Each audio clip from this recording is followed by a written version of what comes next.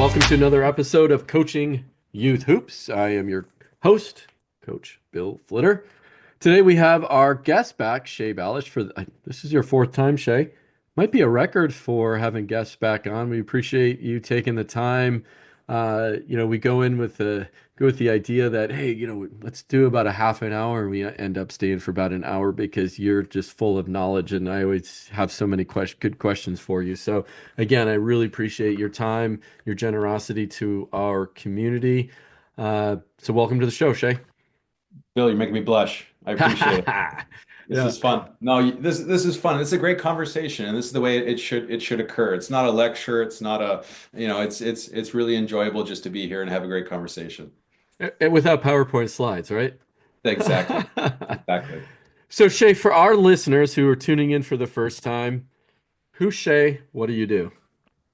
So I guess the interesting background for me is I'm a horrible Canadian. I don't play hockey. Never really skated at all. I Soon played to be a basketball. Canadian American. Yeah, yeah. You're Who reading knows? the news, you know what that joke is all about. Who knows? Oh, I've read the news quite closely, and it's actually a fun thing to debate. It's not so clear cut. I think a lot of Canadians pushing back on it, but it's not so clear cut. But anyways, yeah, I'm a big basketball playing Canadian. I played at the university level, coached. I come from a family of coaches. My father coached for many years on the east coast of Canada. Ended up doing a PhD in sports psychology. Was working at the University of Toronto for a very short time before I left to build this company. And it's been just so fun to try to use technology to create more value for young athletes in terms of their health and their performance. It's just so fun. And, technology, if you define it right, is doing more with less.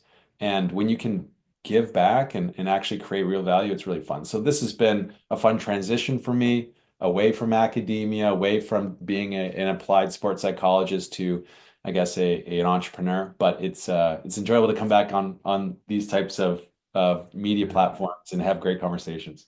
Yeah, well, awesome. And you guys are doing a fantastic job of what you're doing over at Curb Health. So we really appreciate that.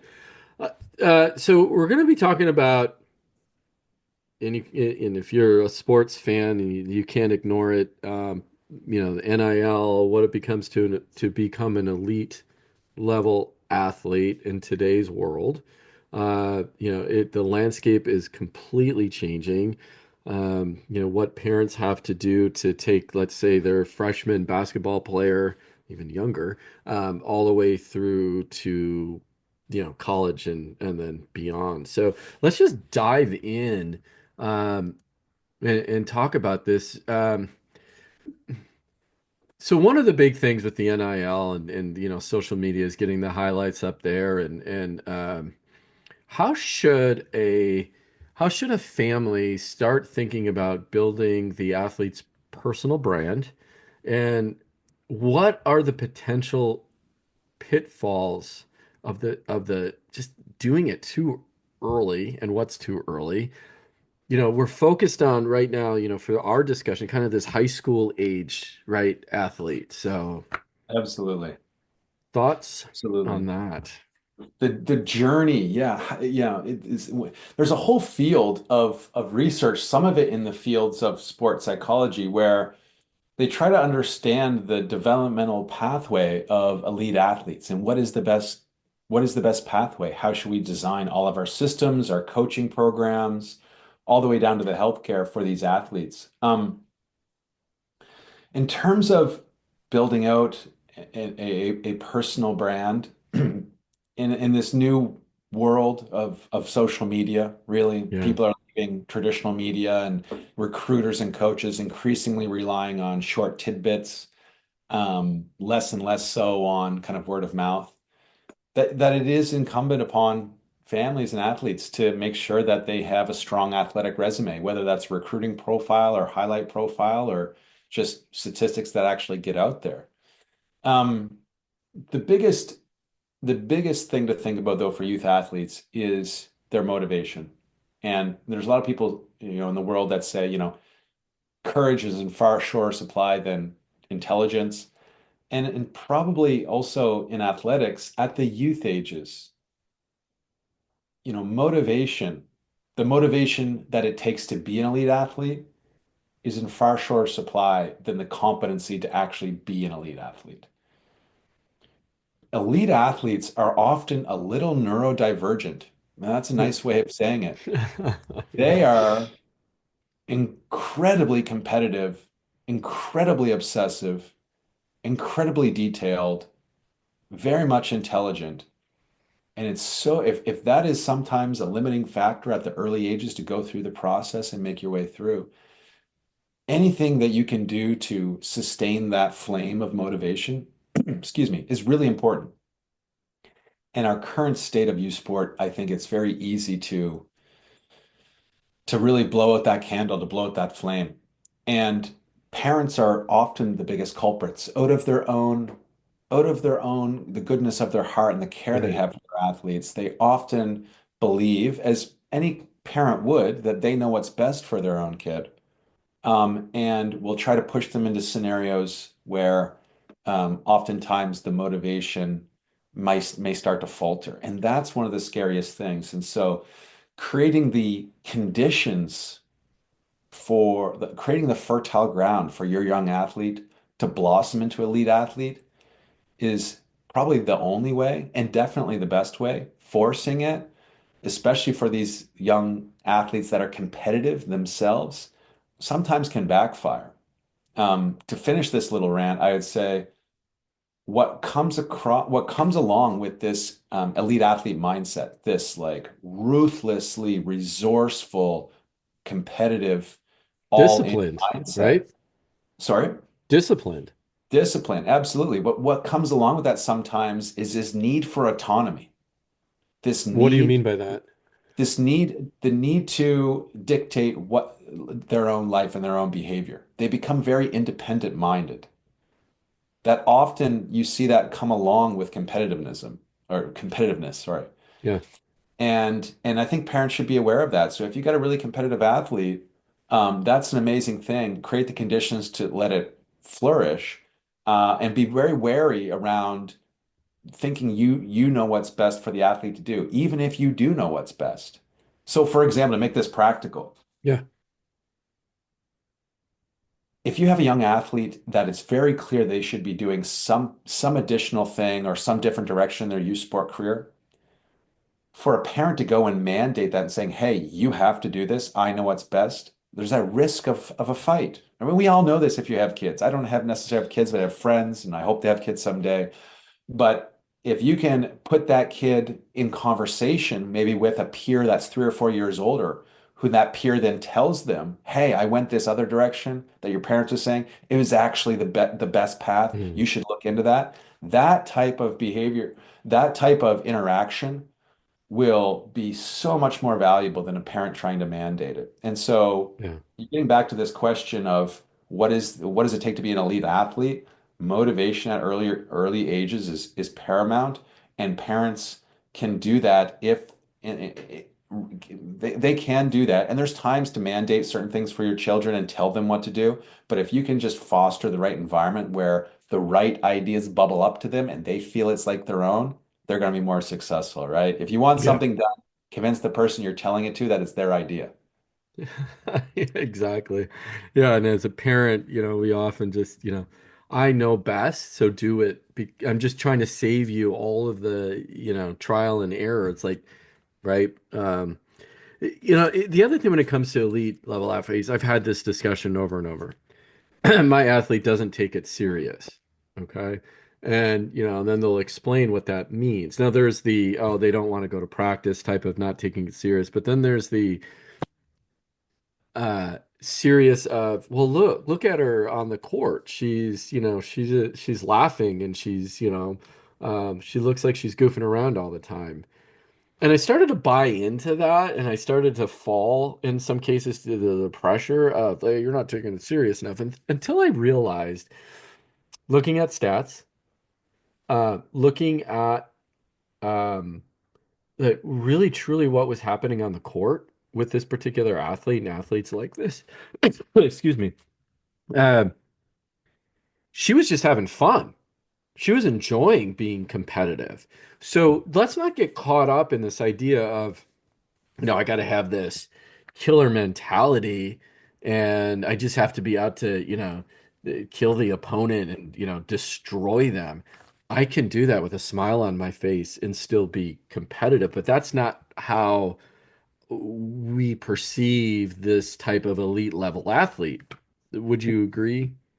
Yeah, I think people conflate a lot of different aspects. Competitiveness doesn't necessarily mean violence or aggression. And there's many ways of competing. And so when you really look at, certain athletes, sometimes their competitiveness boils over and it can lead to aggression because they're so goal oriented, and some people will get in their way of achieving that goal, but it doesn't necessarily require any type of aggression or any type of intimidation or even trash talking to make it practical necessarily. Yeah. Um, and I think there's like a wisdom in that. I've tended to coach young men, and not to make, gendered or sex specific, to talk about sex or gender differences, but I would often sometimes scold some of my more competitive athletes because their competitiveness would lead to sometimes aggression that was actually hurting their performance. Mm, That they wanted to gloat if they had dunked the ball, and gloat and not run back fast enough to prevent the fast break on the other end. I would highlight how contradictory that actually is, and how anti-competitive, and how they must not really care about winning if they're willing to engage in those. And so helping the athletes define that line between what true competitiveness is, and the focus on winning versus the kind of the social, uh, you know, gloating yeah. and aggression is important, I think, teaching point for athletes. All right. So I'm going to paint you a scenario. Um, y- I have I'm a parent. I have an athlete who let's say they're freshmen in high school. They're showing uh they're showing ability they and not only just ability, but they seem to be gravitating towards basketball, and they look pretty good compared to their peers. Okay, they have stressed to me that they want to play at the next level. They want to play in college. At a high level, walk me through the next 4 years. Again, at a high level. There's lots of, and I know there's lots of nuances to every situation, but in today's landscape, what can I do to, as a parent, as a coach, help this athlete pursue their dream? Let's assume they're talented enough that they could. Right. So this is not really a question of improving performance, but also We're going to ensuring come that. back to that where it's like, are you sure this athlete's good enough to play at the next level? Because, we got rose-colored glasses on when you have kids. So we'll come back to that question. Yeah, I think it's a really tough question of how to brand. And in this world, branding matters. I mean, who would have known that the average person, if you work in business, really needs a clean, attractive looking LinkedIn profile? But you do, right? Yeah. And signaling our qualities in the society is really important, and it matters for athletes, and parents can help with that. Now, the first thing to recognize is athletes usually have an understanding of how to go about that. Um, Setting the right expectations for what the next level is probably one of the best ways to ensure that you do make the next level. And having the long-term vision in mind. Very few people go on to pro sports. And so if you do recognize that the athlete and the parent recognize that their athletic career likely ends at the next level, if they're not going to the WNBA or the NBA, in particular with basketball, Hmm. that I have found that can help recalibrate where they want to go play university or college basketball. Hmm. And Makes sense, that I can think. help Yeah. them more likely find a place, whether it be a D2 school or even a JUCO school, or some other institution. And it allows them to start to optimize for other qualities than pure sports. Maybe, the actual quality of the education will matter more for some of them. But practically getting on, like building a recruiting profile, putting the stats out there, and getting in front of the right coaches really makes a difference. Certain recruiting companies are better than others, and they can help you. Um, but in this age, a lot of coaches are, and especially if you're not going to the most competitive programs, which again, if you're, maybe you're not going to the top school you want to go to that are the best in the nation. The schools that have less competitive programs, which the athlete is more likely to find themselves, joining that team, they also care sometimes, what in my experience, they seem to care about other qualities as well. It's not necessarily pure athletic potential. They care about having a good culture on the team.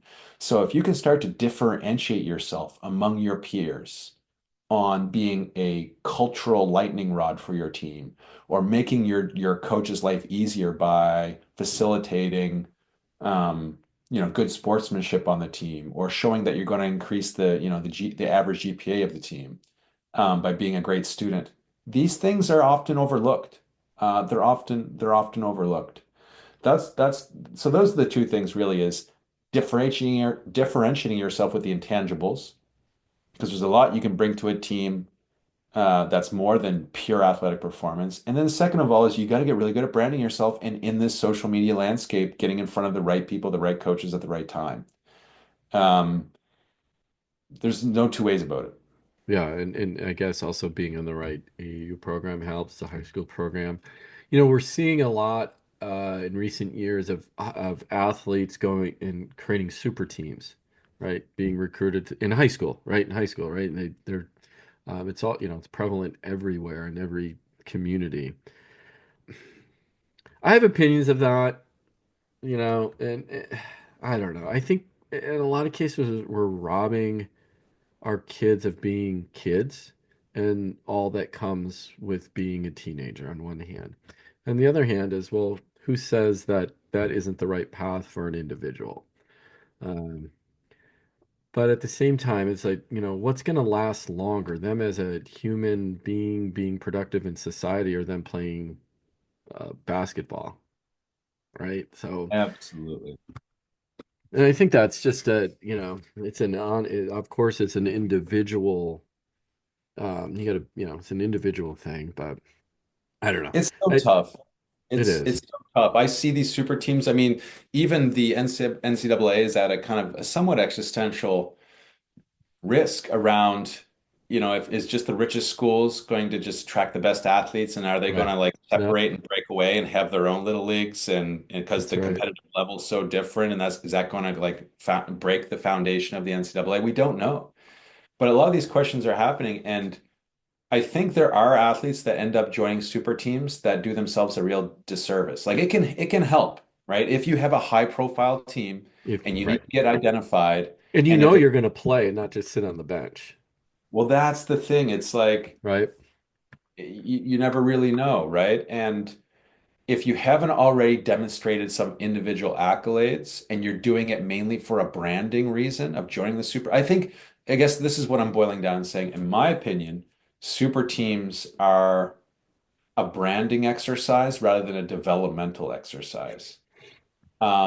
Yeah. At these levels, it's still valuable for the best athletes to learn how to make their teammates better, and to play with the level that they anticipate. They're going to be facing all the double teams, a box and one, whatever it may be, where they necessarily wouldn't experience that on the super team. And then maybe they can practice at a higher level. Maybe their gamesmanship is a little bit different, but I think the actual, the reps they get in games is going to be far less being on a more even key, a higher talent level team.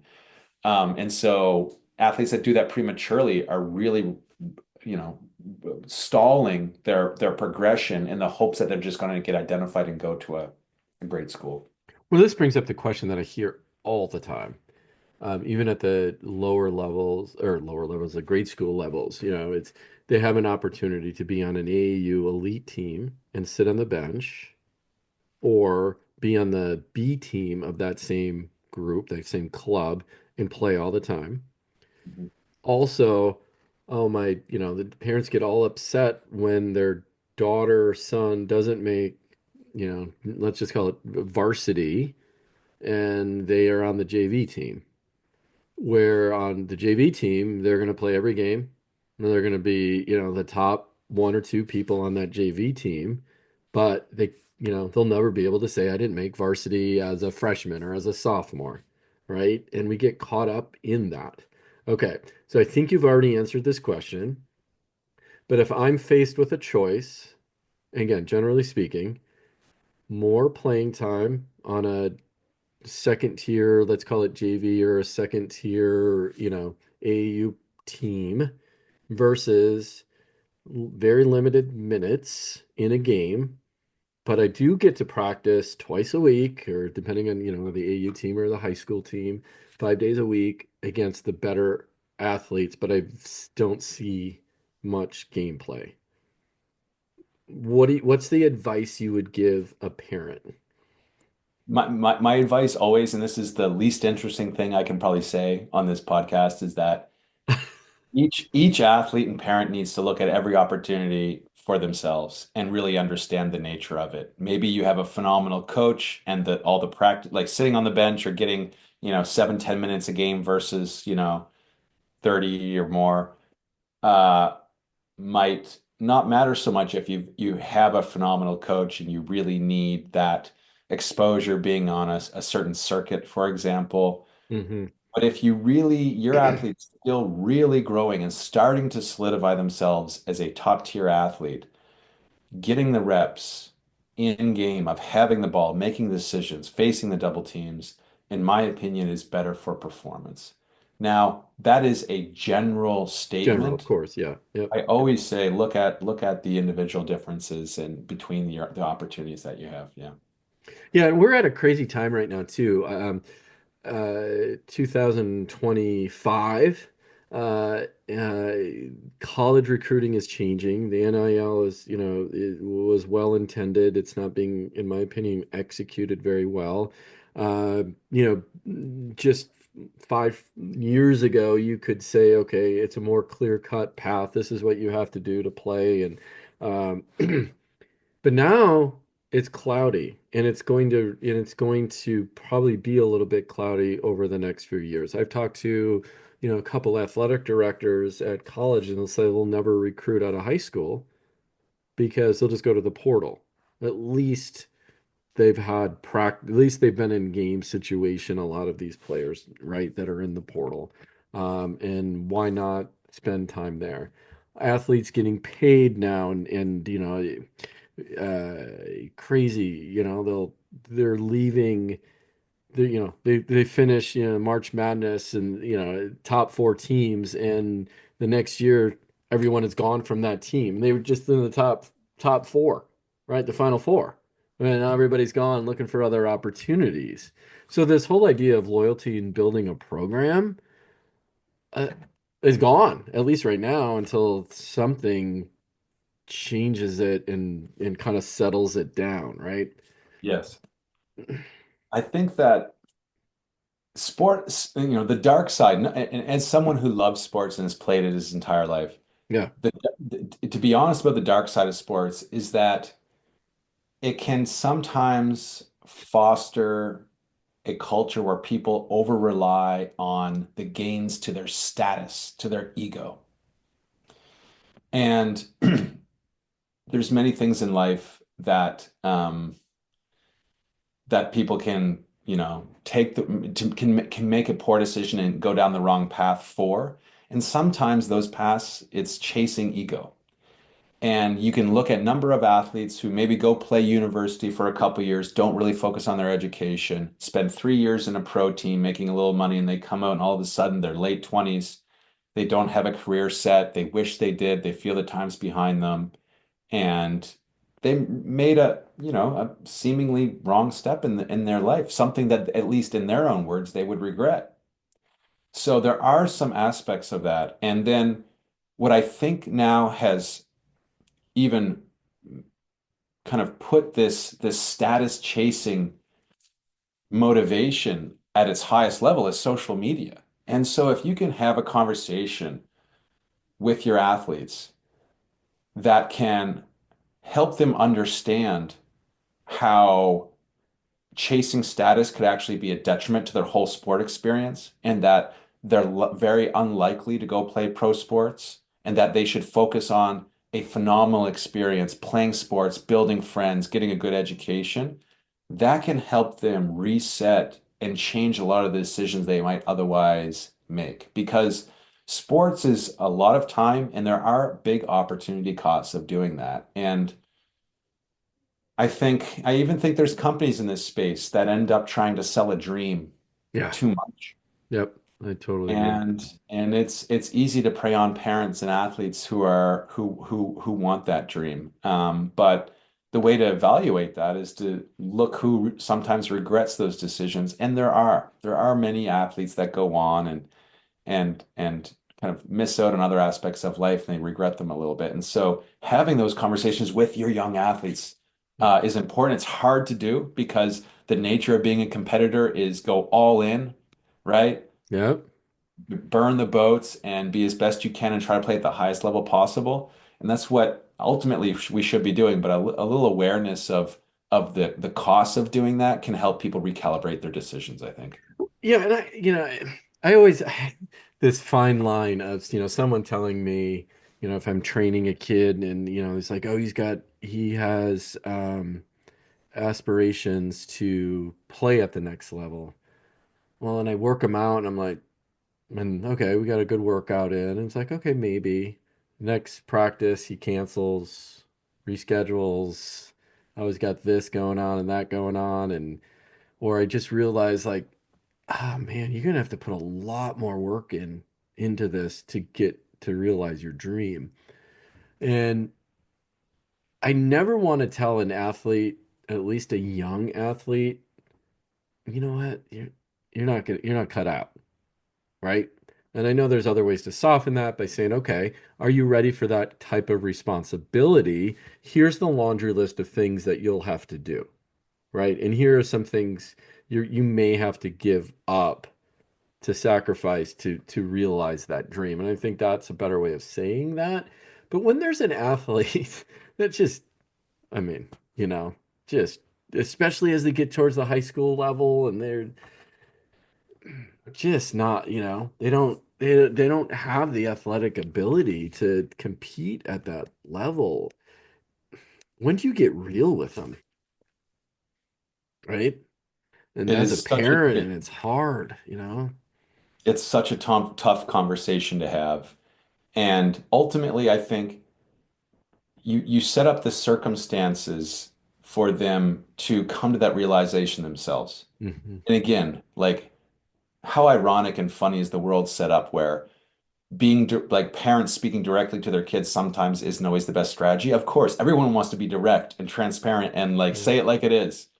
But the kids come installed with software that sometimes wants to supersede or navigate around their parents. And so, having your athletes talk to some athletes that have gone through the process, maybe just graduated or in university, and they can kind of talk some sense to them and help them understand. Now, the other part is the beauty of sports in some ways. So in my research days, this was never published, but we jokingly called some of the the personality and the character development benefits of playing sports.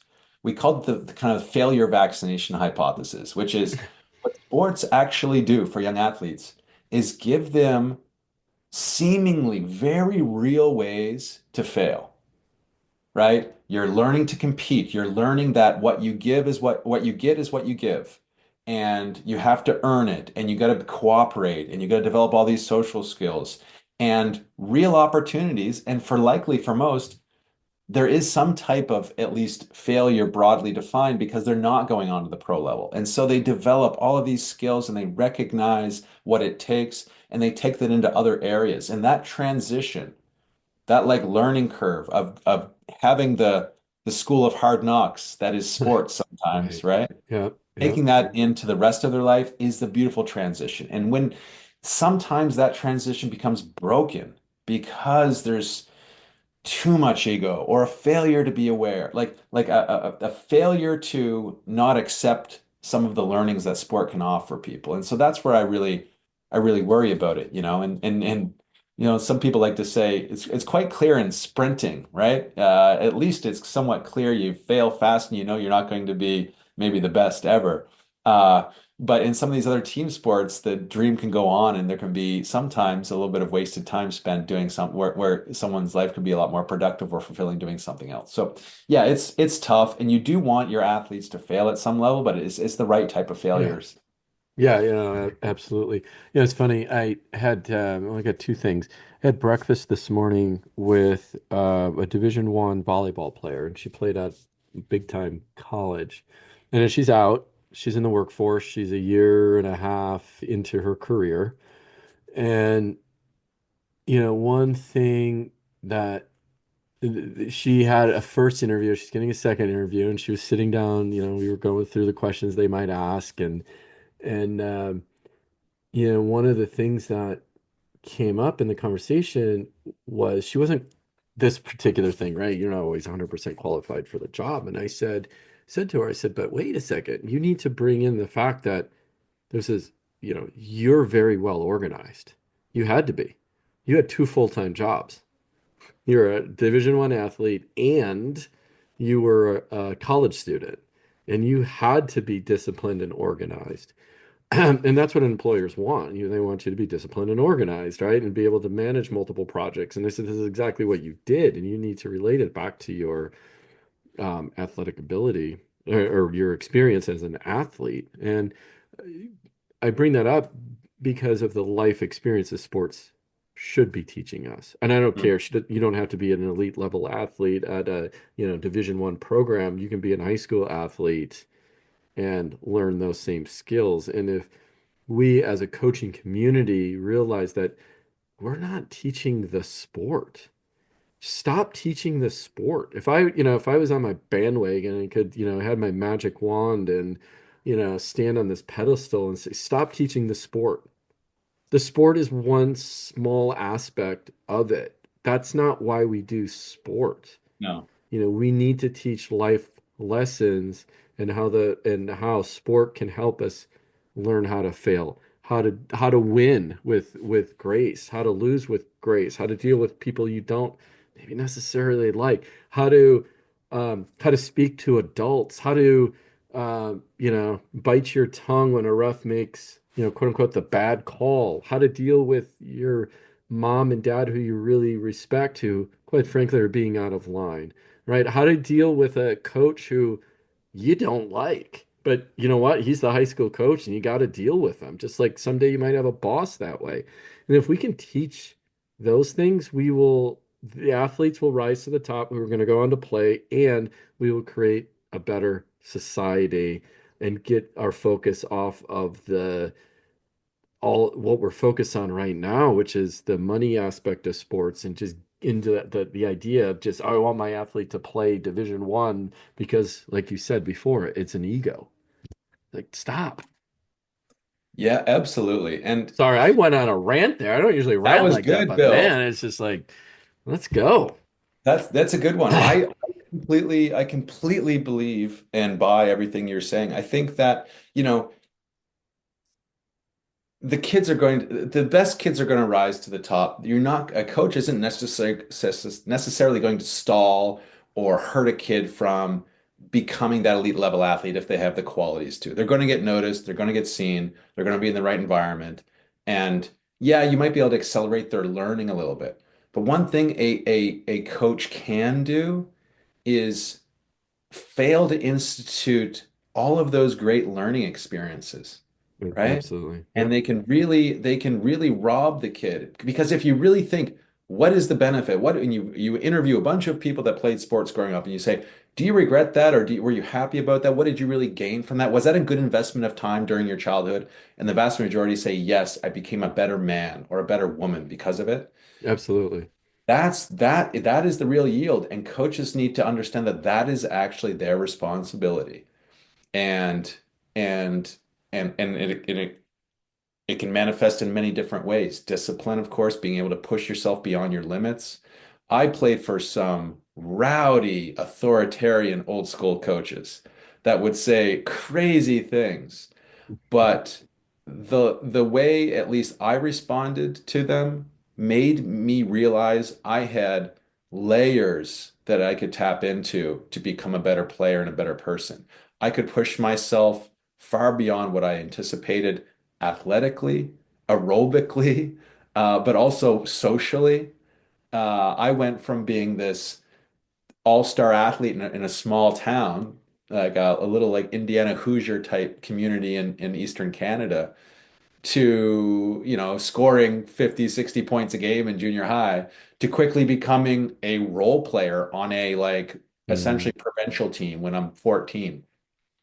What a phenomenal, what a phenomenal change in role, right? Where I'm like Yeah, going yeah. averaging 40 points to be averaging 15 or, 10 or 15. And I'm setting a lot more screens and I'm working on getting other everyone like phenomenal learning experiences from those coaches. And I wouldn't take anything back, but I'm glad I had those social learnings because if I look back on my sport experience personally and I say, actually it made me a little bit more of a mean guy, or I'm a little bit more jaded now or competitive, or it would really put a bad taste in my mouth around my whole sport experience. So if that's really what they hold, the coaches need to know that's their responsibility. Well, yeah, and I look at my own personal experience with my child, who is now a senior in college. He wanted to play in college, was a backup catcher on his high school team to a player that uh, went to I don't know where, Michigan, to be a catcher. Okay. And my son walked on at his team, got at least a tryout, did the fall ball with the baseball team, and then came to the realization that, yeah, no, it's not for me. Like, but then he felt so bad about it, and the reason he felt bad was because of the investment his mom and dad made me in his baseball career prior to that. Hmm. And he apologized. I'm like, dude, that, you don't have to, that's not, you don't have to apologize. Like, that's part of who you were, what you did. And, he was all in on baseball. I bet he caught more innings because he worked with a pitching coach than any other catcher in the Bay Area during his Wow. high school career. Um, but like, when you're done, you're done. And his coach had the best response. His college coach. He walked in, and of course, my son was all nervous, and what is he going to say? And because he felt like he was quitting, like, quitting is a bad thing, right? My son just realized his path wasn't going to be baseball for the next 4 years. And his coach said, and this is a good coach, he said, Jack, everybody has this day. Yours just happened to be now. I had this day. I got to play at a higher level, but I had the day. Every player has this day. You come in and tell the coach, like, yep, I'm done. And you have to admit to yourself that you're done. And I just thought that was a beautiful thing. One, it's just like, yes, you invest in your children, and we haven't even touched on that subject. Um, but we do it because they're our children, and we want to help them pursue a passion, something they love. And as you can't just walk onto your high school team, in most high schools these days, and never played before and then try to make your basketball team. Not going to happen in most cases. Uh, so we need trainers. We need to play year round. We need AAU teams at the youth level. $2,000 just to join the team a year, right? Plus all the travel, and it's getting really expensive, and it's weeding out maybe potential athletes who can't afford to be there, Yeah. right? And it's weeding, to interrupt, sorry. It's No, also you're weeding good. Yeah. out different styles of playing the sport. In basketball, Mm-hmm. basketball has always had a culture of scrimmaging, if you want to call it that. Pick up hoops. Oh, You right. shoot Yeah. the court, winner stays on, and you keep playing. And Yeah. that nature of interaction, there's real learning there that occurs. Um, and it seems to me like that stuff, those experiences or opportunities are also no longer relevant. It's highly regimented basketball that's um Organized by adults. There's no organized. free play, right? Yeah. Uh, And, there's, and and when you really look at some examples of basketball, let's just take some like stereotypical examples. Inner city basketball, often, dominated by the black community. Amazing. Talking about Rucker Park. mm-hmm. Those environments produced phenomenal athletes with amazing talent. Now, of course, they had phenomenal coaches in there, but do we really think all of that talent development could be attributed to those amazing coaches they had in there? No, the nature of the scrimmaging, the nature of that pickup basketball teaches all these amazing instincts and workings. And so it's almost like, this topic is around the nature of becoming an elite level athlete and what it's like. Those opportunities are so fleeting now that I feel like there might be opportunities to recreate them. If you were to say, gun to head, hey Shay, parents listening to this, what's the number one thing they could do to help their kid become a better basketball player? Probably just playing with older players. Mm-hmm. And if they have the second option, probably be playing with younger players. Age mixing, we've talked about previously, Yeah, we but talked about age mixing. it can be a phenomenal learning way, like to scaffold, right? When you have a gifted kid in high school, we've all heard about those kids that drop out of high school and finish a PhD at Berkeley when they're 18, right? And there is ways to kind of go, and often if you even study those precocious kids, they often are studying and learning and involving themselves with much older individuals who have captured some type of skill or content. So that is another easily overlooked aspect. Like getting your kid into scrimmages with older athletes and maybe younger athletes, but at least older athletes to start with, where they can start to adapt to the tricks of the trade, Yeah. uh, and learn those skills. It can be a really valuable learning experience. Yeah. And I always, well, two things come to mind. I always think, oh, we're dating ourselves if we're thinking kids are going to scrimmage and just go do a pickup game, right? Because honestly, when do they have time? Yeah, When do they have time? They have AAU practice twice a week, and then on the weekends they're off to a tournament all weekend. Sometimes Friday, Saturday, Sunday, right? 40 weekends out of 52. So yep. when do they have time just to call a bunch of buddies and say we're going to meet? They don't. They're overscheduled, and they might, basketball might be one of the activities that they do. So, this idea of just allowing kids to have free time, free play, it's not like what it was when we were kids, and I'm much older than you are. We didn't have the electronics, and that's what we had. We had to go out, ride our bike, go down to the courts, you know. And the thing about basketball is obviously you don't need all you need is a ball and a hoop, right? You don't even need a hoop if you're just practicing, but you're dribbling. Um, I don't know. I think about this idea of a scrimmage and winner stays on the court, right? I always get pushback from the younger athletes and I say we're doing a scrimmage and I said it's always winner's ball. And they're like, well, that's not how basketball works. I'm like, well, that it makes you more competitive because you want to stay on the court. Like I'm not, yeah, I understand that's not the way basketball works, but work harder to stay on the court. If you don't like coming off, then be more competitive, right? Make sure the other team doesn't score. But that was old. I love, maybe I'm too much of a contrarian sometimes, I know. but in some ways, you know, it's easy to conflate competitiveness and um, status driving. But if you really separate those two, it's almost like there's been too much status driving, too much looking cool in the sport of Mm, basketball, yeah. and actually Yep. maybe not enough actual real competitiveness. Um, People are scared to. go all in, because going all in today's world means really risking failure, right? God And forbid we do that, and right? in this social media age where anyone can be Yeah, ostracized for saying the wrong thing or doing the wrong thing, or the wrong clip goes viral, you get a lot of kids that aren't willing to put it all on the line and that's a go good all in. point, So, Yeah, that's a good point, Shay. and That's so it's yeah, it's tough. I'm reminded of this old. I don't like this analogy. It often triggers all my friends in sports when I say it. But I find it an interesting little perspective change where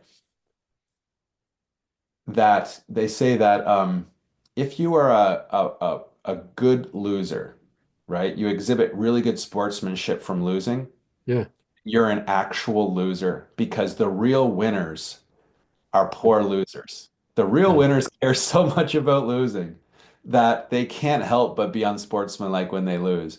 And I don't necessarily believe that to be true.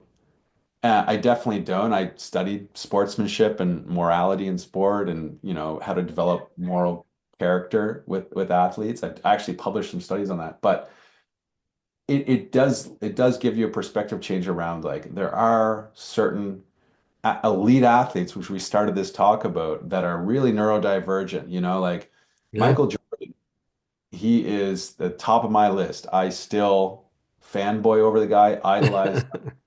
Truly not just the best athlete, but best competitor.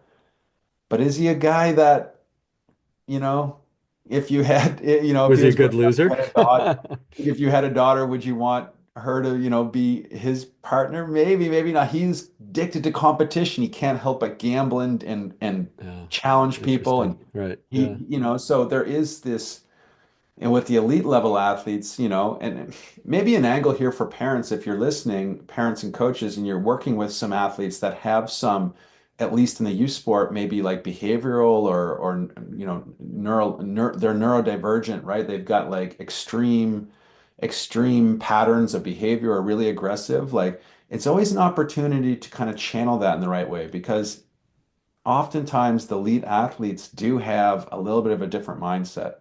And so rather than push some of those athletes out, it could be an opportunity to see if you can cultivate them and use them and channel them in the right ways. A lot of athletes talk about how, they were struggling in life, and maybe getting into the, hanging with the bad crowd and doing whatever, in sport gave them that channel to go focus that energy. And, we also want to make sure that, each athlete, despite being maybe overly competitive, does get channeled in the right way too. Yeah. Yeah, yeah, you're absolutely right. And this has been a fantastic subject, and this is one that is going to continue to evolve what it takes to be an elite athlete, in the changing landscape that we're in right now. Uh, Shay, how do you and how does Curve Health help elite level athletes? So what we do is we give competitive youth sport athletes the resources that pro athletes often receive. So until really the last year or two, all of the best sports science monitoring tools and the best expertise. We're talking sports psychology to focus on your mental tactics and tools, your best sport nutrition, so you're fueling your body the right way. The best way to understand your injury risk, including your sleep and how you're moving, all of your various movement patterns, your strength, your flexibility, all of this expertise to measure and manage that was really only available to pro level athletes because it was so expensive to bring it to the youth level. Well, youth sports changed, amateur sports changed, and a lot of these athletes could immensely benefit from that if it was more cost effective. The advancements in technology that we've been using AI to do biomechanical movement screens or computer vision assessments, or bringing in sports psychologists and nutritionists through a technology platform, we have built it in a way that elite youth level athletes can get access to these resources that they otherwise really couldn't have access to. So that it's an economic innovation, but also a technological innovation. So we're bringing now what we call the Curve Collective to elite level athletes. It's a membership model. Parents and athletes, they sign up, and we work one-on-one with the parents to keep them fully informed. But we surround your athlete with a dedicated team of experts that are all focused on helping your athlete in a healthy way achieve the next level of play, right? To go on in their athletic career. So you have a dedicated sports psychologist that works with the nutritionist, that works with the injury prevention specialist, updating the parents, working with your athlete, and it's all cost effective. So And that that's really hasn't been done before, and that's really what we do. yeah, and it's amazing. Coaches, go check it out at coachingyouthhoops.com/health. And Shay, tell the coaches what they get when they go there. Absolutely. So for what we're doing for Coaching Youth Hoops, we have created a pretty powerful reporting tool. So we want to come out to your community and give coaches in a way to opt in all of their athletes into this and give them free access for the rest of the season to the Curve Collective. But we don't just want to ask coaches to pass this on to their athletes. We want to give coaches some value here. So what we've built for coaches is a reporting tool. All you got to do is sign up. It's not a lot of work. You just sign up, put your name in. We're going to send you some emails. You're going to get your own link to onboard your athletes. If they onboard, experience the Curve Collective, go through the evaluation process, we're going to give you as a coach a report so you can better understand the nature of your team. What are the mental obstacles or mental skills and strategies that are really struggling with? Where are they lacking some nutritional guidance? What do they really want to know more about? What about their sleep and their injury risk and where they're like reporting some issues? We aggregate that all together into a monthly report for coaches. So it's just a more informed way of coaching your athletes. Plus, you get to give them, which will often be their very first experience with sports science tools, right? These are high performance tools that have often only been used in pro sports. I love that. I mean, just the idea that as a youth coach, I have a team, and in today's world, and if you're, that elite level athlete, it's going to take a team, and you guys, you've done it such that you've kept the costs low, um, and bring a powerful set of tools to youth athletes. We appreciate you, Shay, bringing that to our community. We appreciate everything that you are doing to contribute to keep kids healthy, physically and mentally. It's a huge undertaking, and yeah, and I wish you nothing but success. We hope to have you back on the show real soon, and look forward to these deep dives. This has been a tremendous conversation, and like you said before, there's no one answer. At least we're raising the discussion, and having these, and to put questions into our listeners' mind too on how to handle these situations. So again, Shay, thank you. Can't thank you enough for what you've done for our community. It was a pleasure, Bill. Really appreciate it. All right, coaches, till next time. And again, go check out Curve Health. Go to coachingyouthhoops.com/health, and we'll see you on the next episode.